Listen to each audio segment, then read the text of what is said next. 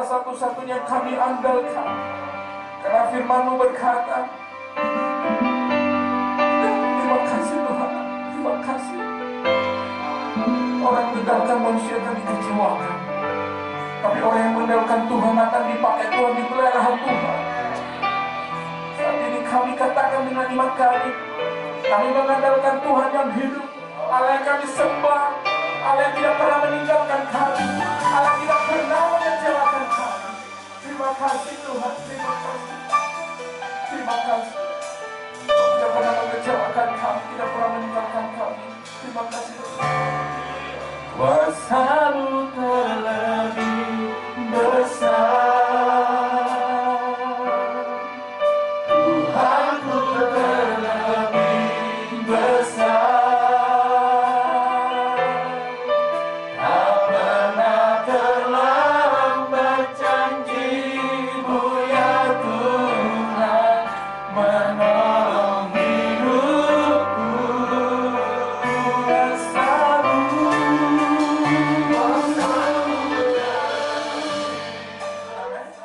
Kita diberkati Tuhan, amin. Kita datang saat ini ke tempat ini karena Allah berkat-berkat Tuhan. Berkat bukan hanya bicara materi, berkat bukan hanya bicara mobil yang mewah, tapi berkat terlebih kesehatan yang kita miliki. Amin. Haleluya, aku diberkati. Terima kasih.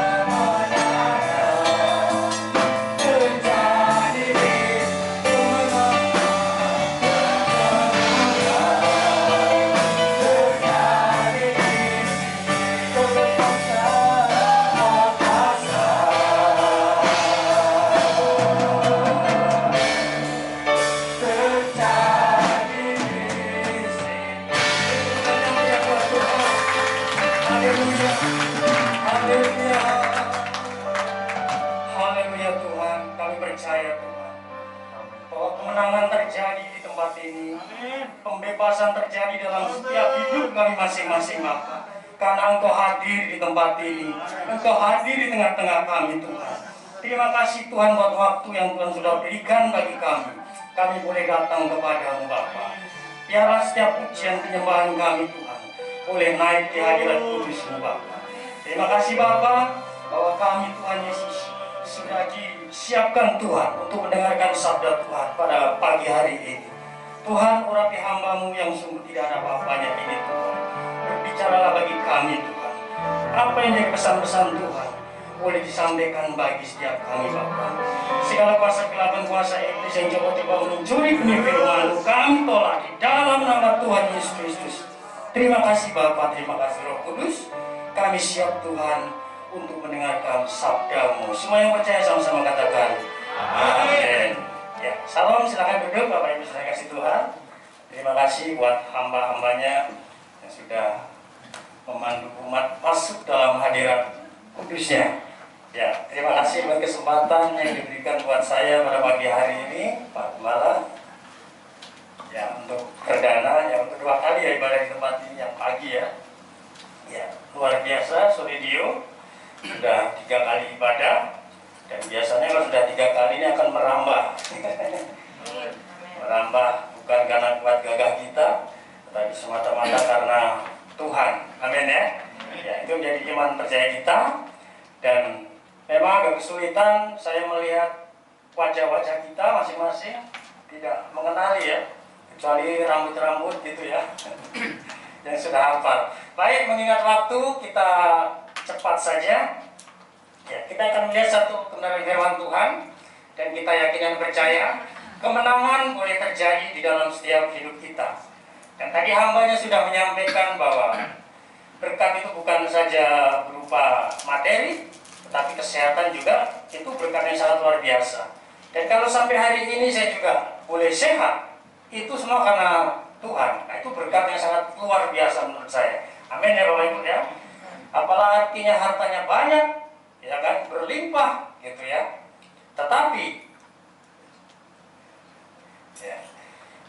kita sakit-sakitan ya, itu malah berbahaya ya, gitu ya. Tetapi kita walaupun kita ya sederhana gitu ya, tetapi sehat itu luar biasa, puji Tuhan ya. Begini saja saya pakainya biar ini ya, resiko kalau pakai kacamata terus pakai apa ini namanya, embunnya itu naik gitu ya, embun dari surga gitu. Oke, tidak jadi masalah ya. Baik, mengingat waktu terus berjalan ya. Tadi saya katakan bahwa kemenangan harus terjadi dalam setiap hidup kita. Nah, kebanyakan orang Kristen menganggap bahwa kemenangan yang kita dambakan adalah kemenangan secara jasmani Bapak Ibu. Ya kan, misalnya apa? Ya, karena hidupnya lagi susah, Tuhan saya mau menang supaya diberkati. Padahal sebetulnya tujuan utama bukan hanya itu. Kalau perjanjian lama ya kemenangannya ya karena perang dan sebagainya. Tetapi kalau di dalam perjanjian baru sebetulnya kemenangan terjadi atas hidup kita bukan menang karena ya materi-materi gitu ya yang bersifat jasmani. Tetapi seharusnya menang atas iman kita, karakter kita gitu ya. Ya itu, Paulus adalah salah satu contoh orang yang menang gitu ya. Kemenangan terjadi dalam hidupnya. Kenapa? Bukan karena dia kaya raya, tidak. Dia orang hebat, orang terkenal. Tetapi dia menganggap sebagai pemenang, bahkan lebih dari pemenang. Kenapa? Karena dia bisa menyelesaikan sampai tuntas pelayanannya. Walaupun dia harus dipenjara, dipukul dan lain sebagainya. Tapi itu dianggap sebagai kemenangan. Ya, itu dia. Mohon maaf Bapak Ibu, memang harus dinaikkan ke telinga. Ya, oke. Jadi sudah pesek, tambah pesek nih kira-kira ya. Maklum masih baru nih soalnya ya. Ya, itu dia kemenangan yang terjadi dalam hidup kita. Bukan saja berbicara tentang materi. Nah, hari ini kita akan belajar dari firman Tuhan. Bicara tentang kemenangan yang dialami oleh Tuhan Yesus atas pencobaan di padang gurun. Nah, itu dia. Ayatnya di dalam Matius 4. Ya, karena kita dikejar-kejar waktu ya Bapak Ibu ya. Baik. Matius 4 kalau bisa ditampilkan boleh, atau mungkin ini sih sebenarnya sudah cerita yang hafal ya buat kita sekalian ya. Tidak dibaca pun sudah tahu tentunya. Tapi tidak masalah, kita akan baca karena cuma ayat 11. Saya akan bacakan buat kita sekalian. Pencobaan di padang gurun. Demikian bunyi firman Tuhan, Matius 4 ini. Maka Yesus dibawa oleh Roh ke padang gurun untuk dicobai iblis. Dan setelah berpuasa 40 hari dan 40 malam, akhirnya laparlah Yesus. Lalu datanglah si pencoba itu dan berkata kepadanya, jika engkau anak Allah, perintahkanlah supaya batu-batu ini menjadi roti. Ayat yang keempat. Tetapi Yesus menjawab, ada tertulis, manusia hidup bukan dari roti saja, tetapi dari setiap firman yang keluar dari mulut Allah. Kemudian iblis membawanya ke kota suci dan menempatkan dia di hubungan bait Allah. Lalu berkata kepadanya, jika engkau anak Allah, jatuhkanlah dirimu ke bawah, sebab ada tertulis mengenai engkau, ia akan memerintahkan malaikat-malaikatnya, dan mereka akan menantang engkau di atas tangannya, supaya kakimu jangan terantuk kepada batu. Ayat yang ketujuh. Yesus berkata kepadanya, ada pula tertulis, janganlah engkau mencobai Tuhan Allahmu. Ayat 8. Dan iblis membawanya pula ke atas gunung yang sangat tinggi, dan memperlihatkan kepadanya semua kerajaan dunia dengan kemegahannya, dan berkata kepadanya, semua itu akan kuberikan kepadamu jika engkau sujud menyembah aku.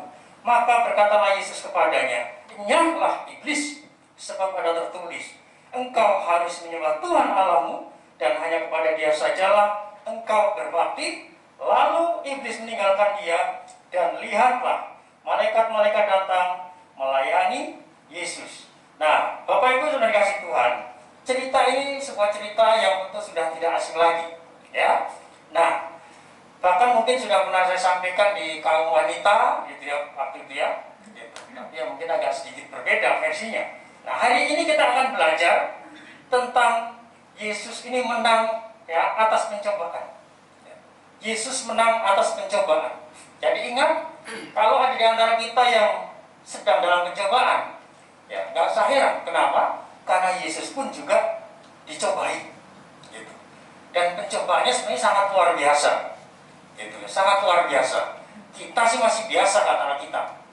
Jadi pencobaan-pencobaan yang kita alami itu pencobaan biasa. Kenapa? Karena kita tidak sampai meneteskan darah. Kan gitu kan, kata Alkitab kan. Yesus lebih dari itu. Makanya kita ini biasa kalau sedang menghadapi pencobaan-cobaan ini ya. Ya, oleh karena itu bersukacitalah setiap kita yang Tuhan izinkan menghadapi ujian dan pencobaan. Nah, gitu ya. Orang Kristen tuh hebatnya di situ. Menghadapi pencobaan kita suruh bersukacita. Nah, itulah bedanya orang Kristen, murid Yesus dengan orang-orang di luar sana. Ya, kita sudah membaca bahwa itu ya, Yesus dicobai di padang gurun ini. Ada satu pertanyaan. Ya. Kenapa tadi pencobaannya ada berapa kali ya tadi ya? Ya, ada 3 kali ya. Ya, kalau Bapak Ibu menyimak bacaan tadi ya, di Alkitab ini ada 3 kali pencobaan. Ya, ada 3 kali pencobaan. Ya. Pertanyaannya kenapa iblis mencobai Yesus 3 kali? Ya, kita semua tahu ya. Ini sebenarnya pertanyaan yang harus dijawab sendiri gitu ya. Saya nggak boleh nih, gitu ya. Tetapi oke ya. Nah, jadi kenapa iblis mencobai Yesus 3 kali? Ya, seperti kita tahu Bapak Ibu yang kasih Tuhan, bahwa manusia itu terdiri dari ya apa tadi kami jawab, tubuh, jiwa, dan roh, ya kan? Ya, ada 3 aspek, ada 3 apa ini, natur, apalagi eksistensi, ya, kira-kira gitu ya. Manusia itu terdiri dari ya 3 itu tadi ya, atau yang disebut dengan trikotomi. Tetapi ingat, ada juga para teolog yang tidak setuju dengan trikotomi. Jadi cuma 2, tubuh dan jiwa dan roh itu 1. Gitu. Nah, tetapi untuk membuktikannya kita melihat satu ayat firman Tuhan lagi. Benar sih nggak sih tubuh manusianya atau manusia itu terdiri dari 3 ya, 3 eksistensi ya. Ambil contoh di dalam 1 Tesalonika 5 ayat 23. Ya, ini sebagai contoh, sebagai bukti ya Bapak Ibu ya, supaya tidak salah kita. Ya, bunyinya demikian.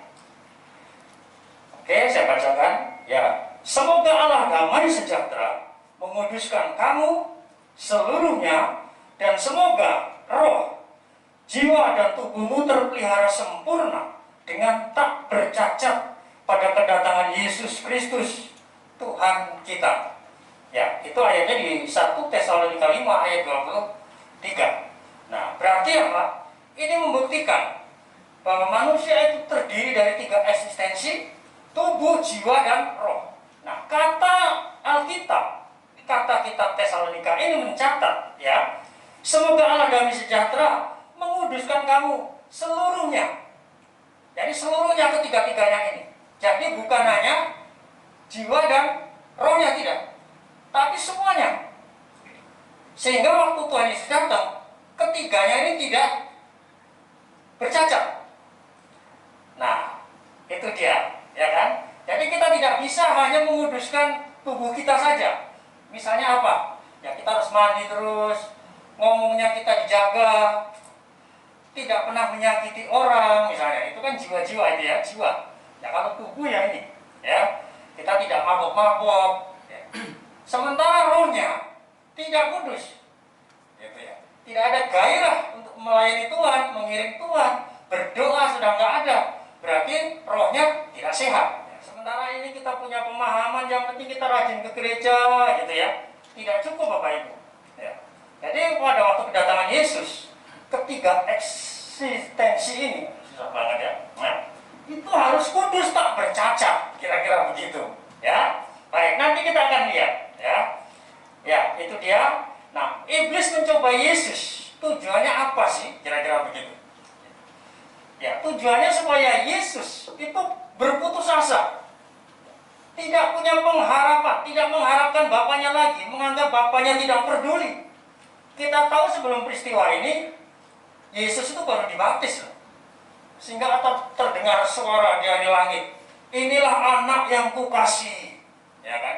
Nah, tidak lama kemudian, ya, dia dibawa ke padang gurun. Ya, ceritanya dipersiapkan lah, kira-kira begitu. Ya kan, harus diuji, ya kan? Kalau Bapak itu nonton film-film karate gitu ya, pendekar di Indonesia itu setelah lulus itu harus diuji, ya, harus semedi dan sebagainya, harus berpuasa.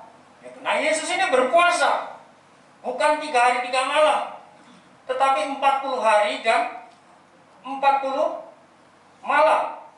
Gitu.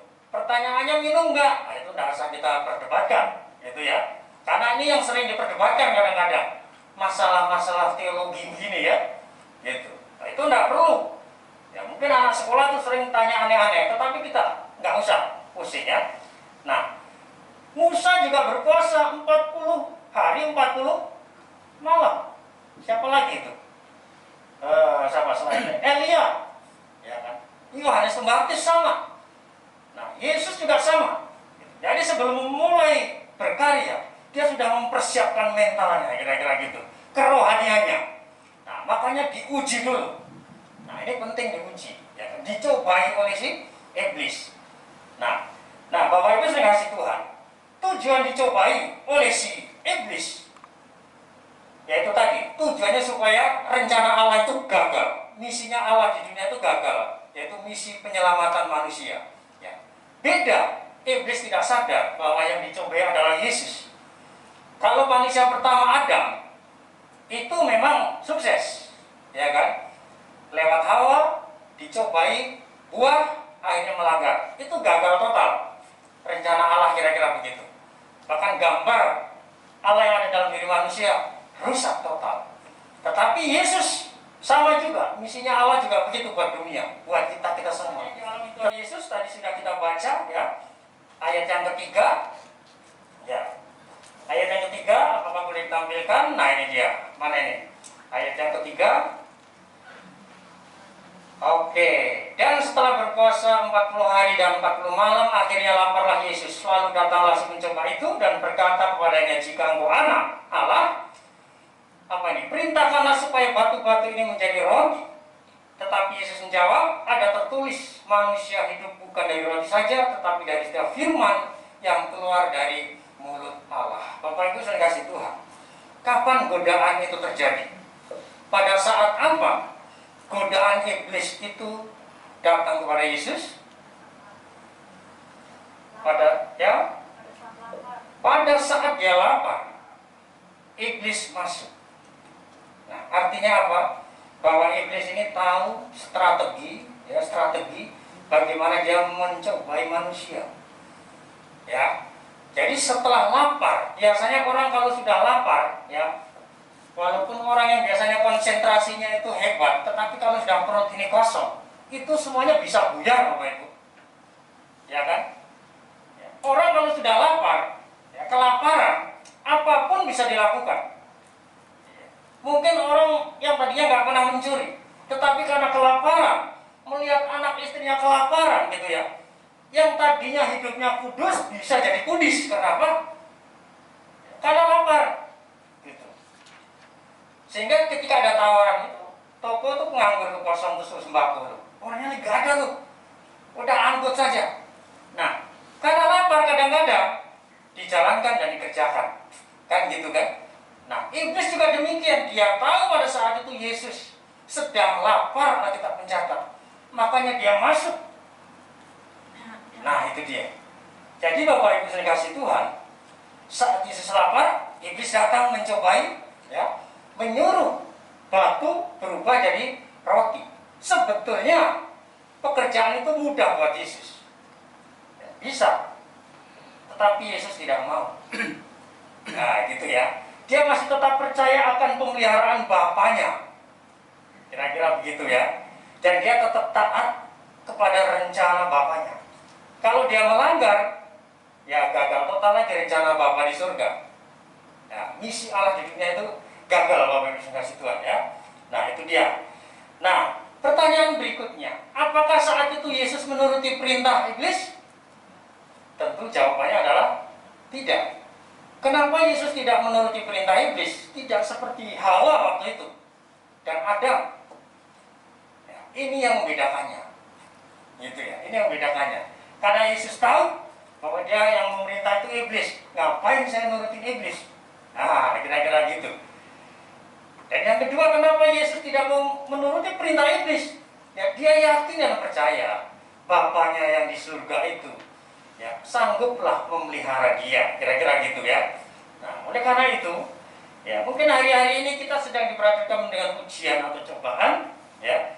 Pasti ada banyak tawaran-tawaran, godaan-godaan. Nah, kita harus tahu firman Tuhan. Ya, Tuhan Yesus menjawab melalui firman Tuhan. Kenapa Yesus tahu firman Tuhan? Ini yang dibuat jawab Yesus itu ngambil dari kitab Ulangan atau Perjanjian Lama. Gitu ya. Nah, makanya setiap ada ujian atau pencobaan yang menjatuhkan kita, jawablah dengan firman Tuhan. Nah, kalau pertanyaannya nggak pernah baca firman Tuhan, bagaimana Pak? Ya, dengan apa lah, ya kan?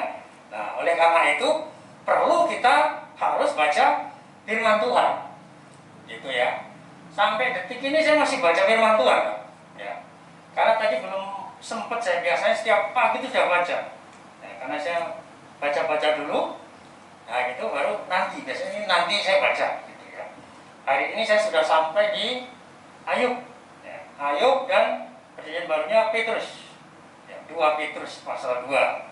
Nah, ini sudah saya kerjakan mungkin 4 tahunan lebih dari yang aktif bersama beberapa grup.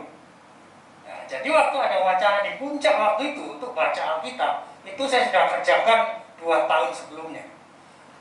Nah, gitu. Jadi setiap itu kita bikin laporan setiap pagi, gitu ya. Memang pada awalnya saya baca lewat-lewat saja gitu. Walaupun sekolah teologi itu baca itu biasa-biasa aja. Tetapi tahun ini saya merasakan sesuatu yang beda. Padahal ayat itu sudah saya baca ya paling tidak 4 kali gitu ya, atau lebih. Tapi saya tidak mendapatkan apa-apa gitu ya. Tapi baru tahun ini saya mengalami sesuatu, mengerti ayat itu. Nah, oleh karena itu penting sekali kita baca setiap hari firman Tuhan. Mungkin lewat KTB gitu ya, buat grup-grup gitu ya. Setiap pagi laporan baca Alkitab. Nah, gitu. Nah, di situ ketika ada cobaan, kita tahu firman-Nya. Seperti yang dikerjakan Tuhan Yesus. Gitu, ya. Ketika ada tawaran, kamu kan lapar, kamu bisa mengubah batu ini jadi roti. Tuhan langsung ngomong aja tanya Yesus, ada tertulis. Ya kan? Nah, kalau nggak tahu firman bagaimana kita? Ya kan? Nah itu berbahaya. Makanya kita harus tahu firman Tuhan. Itu firman Tuhan adalah senjata kita, pedang roh kita. Jadi ada apa-apa, ada tertulis. Ya, jadi jangan dikit-dikit amin, amin. Pendeta ngomong yes, amin. Itu berbahaya. Ya, kemarin saya zoom dengan anak sekolah, itu ya, ada sekitar 30-an anak itu ya. Itu berdebat seru. Kenapa? Ini anak-anak saya bilang pada nggak percaya. Ini anak-anak hebat juga, pada kritis gitu ya. Jadi nggak percaya. Ya, Mister saya nggak percaya ini gitu. Buka Alkitab. Saya cuma tanya begini, waktu Hawa melanggar itu ya, makan buah, apakah Adam ada di situ? Ah, ini jadi ramai. Gitu kan. Sengaja saya pancing karena sedang dilakukan supervisi gitu ya.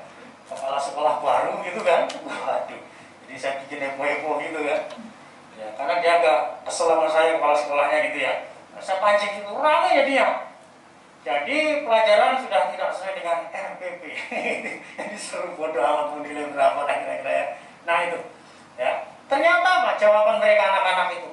Semua menjawab ya.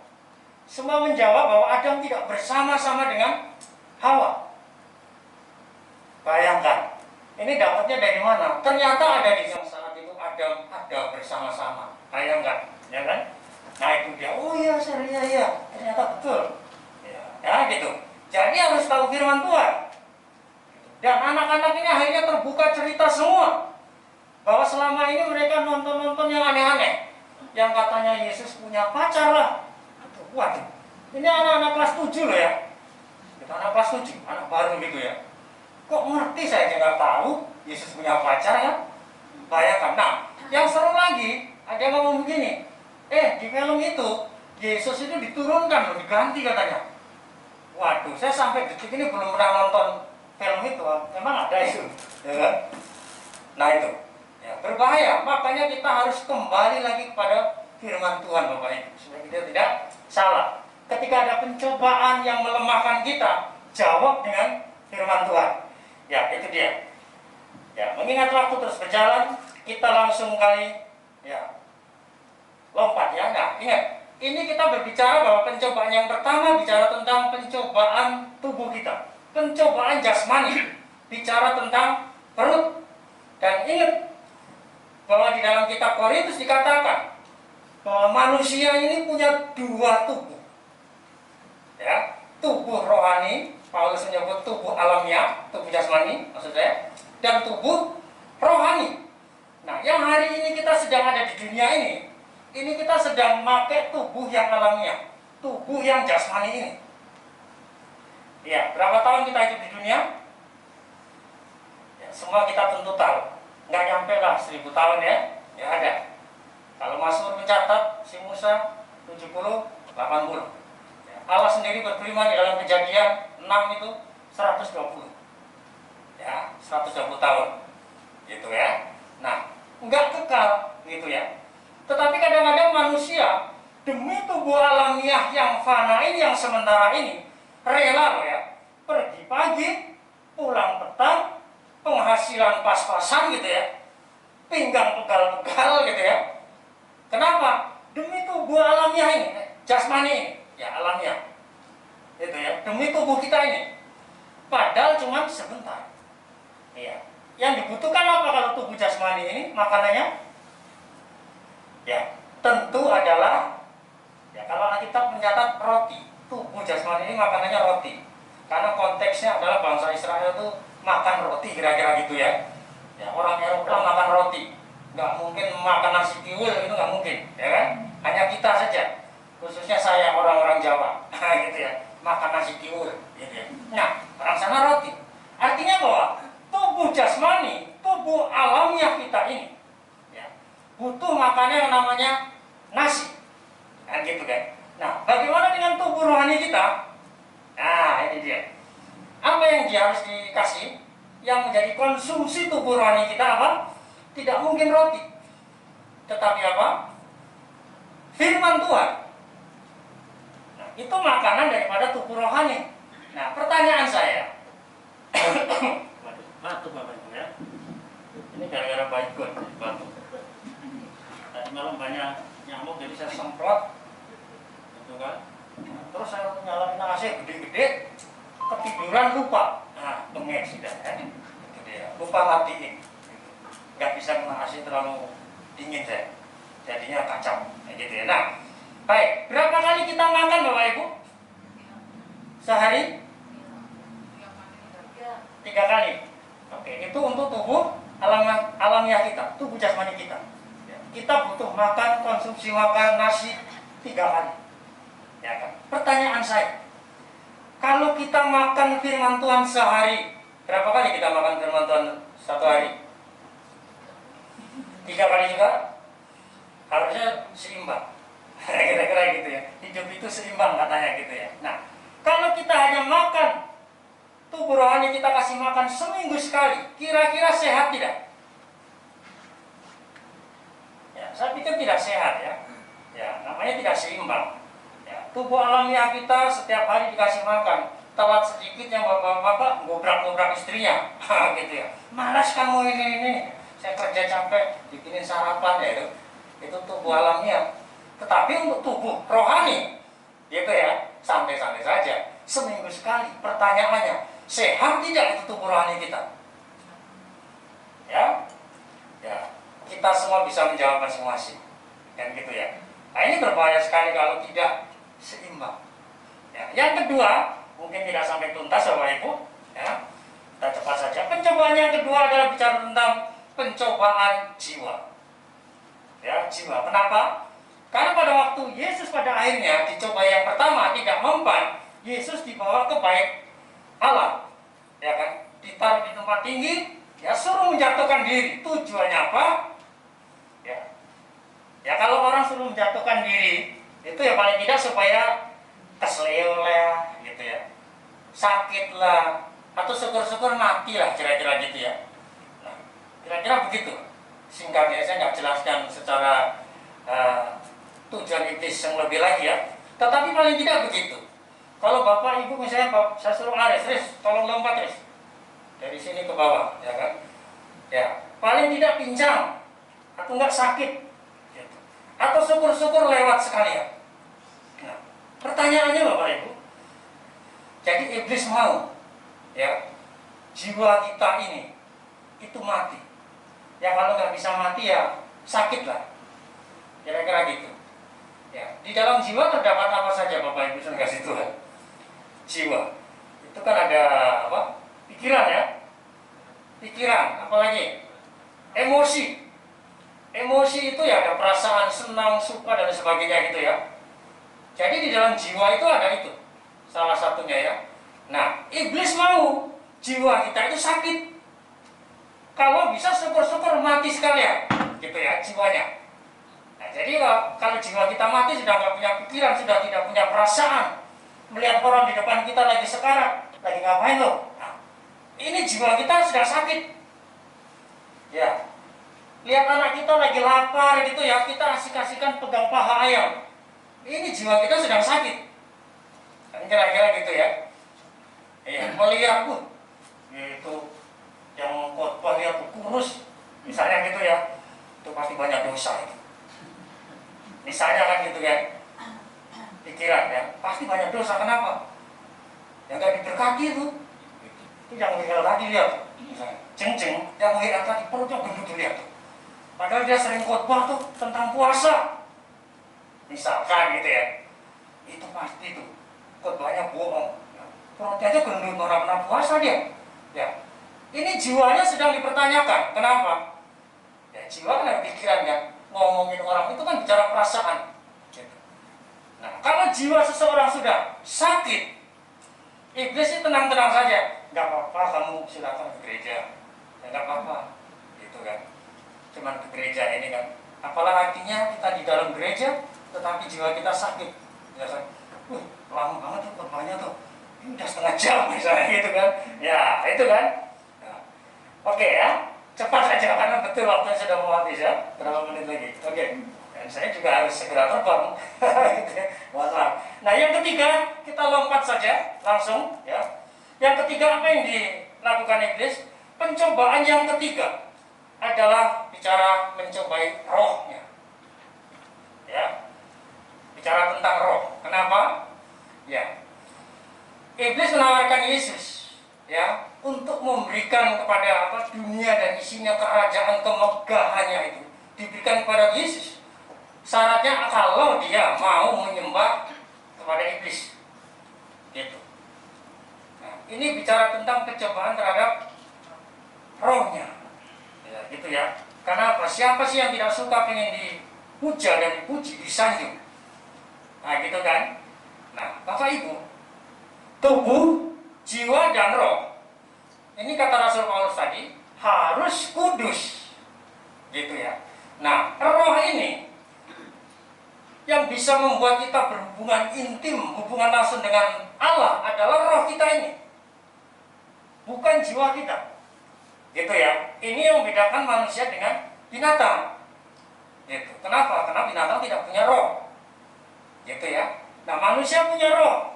Nah, ini yang membedakannya. Manusia bisa berhubungan dengan Allah melalui rohnya, gitu ya.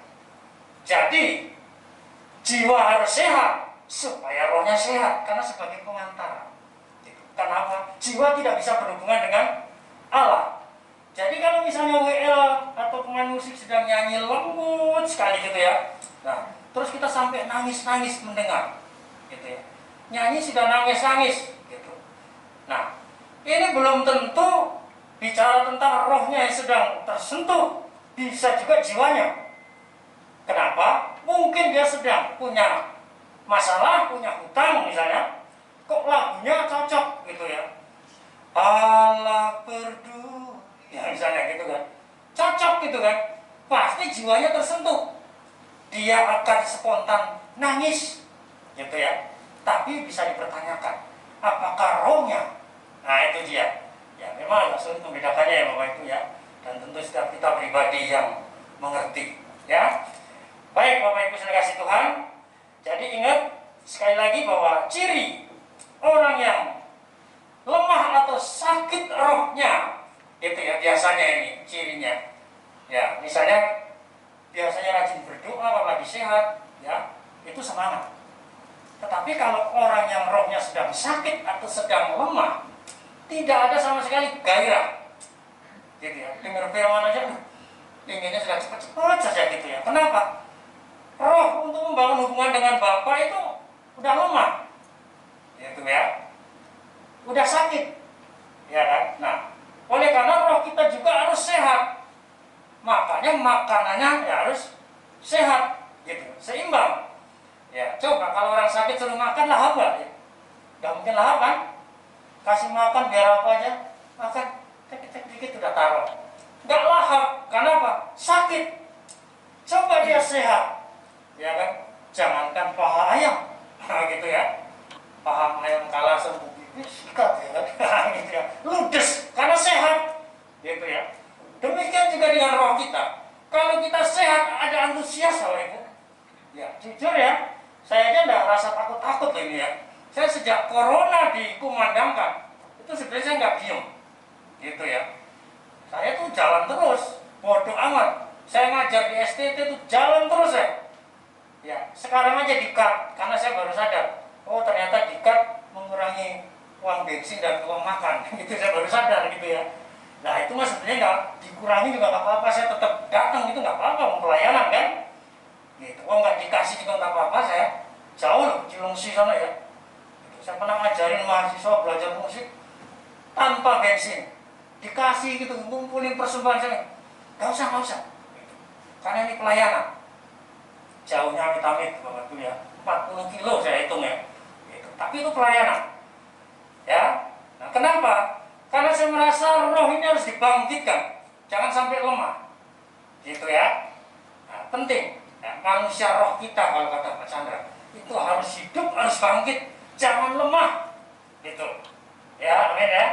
Nah, makanya kalau pagi begini, kalau sampai begitu kekurangan pemain musik, saya siap nih, gitu ya. Nggak usah dipikirkan yang aneh-aneh Bu Christine, kira-kira gitu. Karena apa? Itu tanda, ya, tanda roh yang sehat, gitu ya. Bukan berarti saya bangga roh saya enggak juga gitu ya. Hanya Tuhan yang tahu gitu ya. Tapi saya punya pikiran begitu ya. Apalagi dekat begini ya, nggak terlalu Tanjung Priok jauhnya amit-amit saya jabanin, ya itu. Walaupun tidak ada sesuatu, tapi Tuhan itu nggak tutup mata gitu ya. Nah gitu ya, istilahnya ya. Saya menyangkal di Lampung gitu ya, dapatnya di ujung Berung Papua gitu ya. Itu Tuhan tuh ngerti, gitu. Ngerti ya maksud saya ya. Nah itu dia.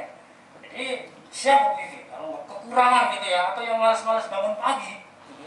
Oh, saya siap. Tapi ya itu jam 9 harus kabur, gitu ya. Untuk ibadah yang pagi gitu ya. Gitu. Kalau udah sampai lewat nggak bisa, gitu ya. Baik, itulah renungan kita yang singkat ya dan terburu-buru pagi hari ini. Kalau boleh menjadi berkat bagi setiap kita. Ingat bahwa iblis mencari celah. Saat kapan dia akan menggoda kita, dia tahu. Oleh karena itu, senjata kita adalah firman Tuhan. Ya, dia tahu saat kita lapar, dia masuk. Ya. Dia tahu saat kita sedang bermusuhan dengan orang, dia masuk. Ya, jiwa kita lemah, ya kan? Ya, saat kita disanjung-sanjung, dia masuk itu iblis, ya kan? Pinginnya kita disembah-sembah, diangkat-angkat. Ya, kalau bisa menyamai yang maha tinggi, itulah manusia. Ya. Jadi 3 hal ini hati-hati Bapak Ibu kasih Tuhan. Kuncinya adalah baca firman Tuhan, supaya ketika ada pencobaan datang, firman Tuhan berkata, ada tertulis. Nah gitu ya. Jadi kita tetap kuat di dalam Tuhan. Amin. Tuhan berkati. Kita bangkit berdiri, kita berdoa sebelum saya serahkan kepada hambanya. Terima kasih Tuhan buat kebenaran firman pada pagi hari ini. Tuhan sudah mengingatkan bagi kami Tuhan. Ampuni kami Tuhan, kalau mungkin selama ini kami lemah Tuhan Yesus. Ketika ada pencobaan-pencobaan datang dalam hidup kami kalah. Tetapi mulai pagi hari ini kami sudah belajar dari Engkau sendiri, Guru Agung kami Tuhan. Di mana ketika kami menghadapi pencobaan yang melemahkan tubuh kami, yang melemahkan jiwa kami, bahkan melemahkan roh kami tahu jawabannya Tuhan. Ketika kami membina hubungan dengan Engkau, ketika kami membaca firman-Mu Tuhan, ketika kami mengutamakan Engkau, maka kami dimampukan untuk mengatasi segala cobaan itu Bapa. Terima kasih Tuhan, meterikan setiap firman yang sudah hamba sampaikan ini, boleh menjadi kekuatan bagi setiap kami yang ada, juga termasuk hamba-Mu sendiri Bapa. Ampuni segala pelanggaran hamba-Mu, sekiranya hamba mencuri kemuliaan-Mu Tuhan. Terima kasih Bapa. Di dalam nama Tuhan Yesus Kristus kami berdoa dan bersyukur. Haleluya. Amin. Ya, silakan duduk kembali dulu.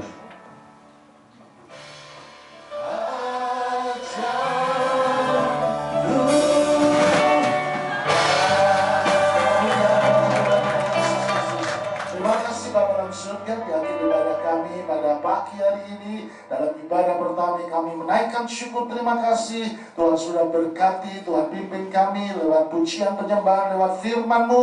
Kami percaya tidak kembali dengan percuma, tetapi kami pulang dengan sukacita. Kami mengalami pertumbuhan rohani. Kami boleh disehatkan tubuh jiwa roh kami, karena janji Tuhan ya dan amin, bahwa kuasa ibadah itu adanya dengan luar biasa. Berkati hamba-hamba-Mu yang sudah melayani, berkati juga umat-Mu, berkati juga setiap persembahan-persembahan yang ada, terlebih tubuh jiwa roh kami yang kami sudah persembahkan pagi hari ini, untuk kami persembahkan bagi hormat kemuliaan Tuhan. Kalau kami boleh ada, sebagaimana kami ada, semua karena kebaikan kemurahan Tuhan. Tidak ada satu pun yang dapat kami sombongkan, tetapi biarlah hidup kami boleh menyenangkan hati Tuhan. Pelayanan ini boleh menyenangkan hati Tuhan. Terima kasih buat jemaat yang lama, demikian juga yang baru pertama kali hadir. Kiranya berkat Tuhan menyertai mereka. Kami semua yang ada di tempat ini, sebentar kami akan kembali pulang Tuhan ke rumah kami masing-masing. Dan pertolongan Tuhan, berkat Tuhan Yesus menyertai kami. Berkati juga bangsa negara kami Indonesia, berkati pemerintah dari pusat sampai daerah. Kami serahkan semua di dalam tangan Tuhan. Tuhan jamah sembuhkan yang sakit, Tuhan pulihkan semua ekonomi umat-Mu, pekerjaan dan seluruh apapun yang menjadi pergumulan. Dalam nama Tuhan Yesus, Tuhan menjadikannya, Tuhan memulihkannya, dan Tuhan memberkatinya. Terima kasih, segala puji syukur kami kembalikan bagi Tuhan kami Yesus Kristus. Mari Bapak Ibu saudara sekalian Tuhan, sebelum kita kembali ke rumah kita, akan kedua tangan-Mu, terimalah berkat Tuhan. Bapak Ibu saudara kasih Tuhan, sekarang pulanglah dengan damai sejahtera. Kiranya berkat, kasih setia dan rahmat Tuhan kita Yesus Kristus menyertai kehidupan kita dari sekarang sampai selama-lamanya. Terimalah berkat Tuhan yang kita minta dan berlaraskan hanya dalam satu nama yang ajaib, yaitu dalam nama Allah Bapa, Putra dan Roh Kudus. Dalam nama Tuhan Yesus Kristus, terimalah berkat Tuhan. Yang percaya sama katakan amin. Selamat hari Minggu, ibadah pertama selesai. Tuhan Yesus memberkati kita semuanya. Kemuliaan-Mu, Kau katakan hingga kemuliaan-Mu, hingga